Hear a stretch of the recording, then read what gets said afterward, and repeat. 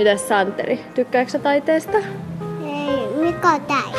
Mikä on taide, niin? Se on aika hankala kysymys. The meaning of art for me? I think that there are many meanings. Se on varmaan kaikille ihan henkilökohtainen oma asia, että miten sen kokee. Se on ihmisen mielen kehittämisen väline. Taide on vaikka se animaatio, mitä katsottiin tuolla yläkerrassa. Taiteen merkitys on tuottaa ihmisille mielihyvää ja katsojille ja kuulijoille. Taiteen merkitys on tuottaa iloa ja innostusta ja tunnetiloa ja kaikkea semmoista muuta, millä meiltä puuttuu arjesta. Kivoja kokemuksia. Minulle taiteen merkitys liittyy suuresti taiteeseen osallistumiseen. Taide on ehkä sitä, että ihmiset pääsee ilmaisemaan itseään ihan eri tavalla kuin mitä sä voit muuten itseäsi ilmaista. Att drömma om hur verkligheten skulle kunna vara bättre. Mä sanoisin, että se on semmoinen aika kulttuurinen piirre. Ihmisen elämän aika olennainen osa. Kaikki voi olla osa sitä.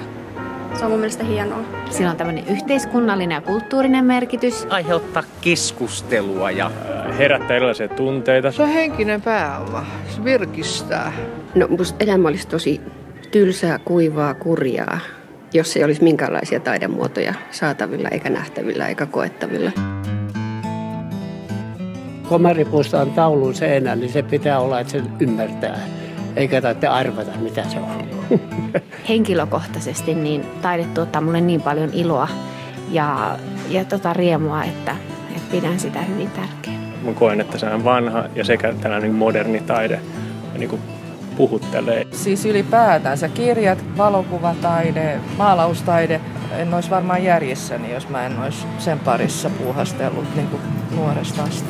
Leonardo da Vincikin, miten hienoja tauluja saanut aikaan ja silloin ne joutui itse sotkemaan vielä maalitkin. Luoda jotain uutta. Mitä tavallaan pysty opettelemaan välttämättä millään matemaattisilla kaavoilla. Tiede tutkii asioita, joita pystytään mittaamaan, niin taide tutkii sellaisia asioita, joita ei pystytä mittaamaan. No, taiteen merkitys on varmaan se, että se antaa ihmisille erilaisia eväitä käsitellä omaa elämäänsä ja elämän suuria kysymyksiä, kun vaan ne arkeen ja taloudelliseen rationaliteettiin liittyvät.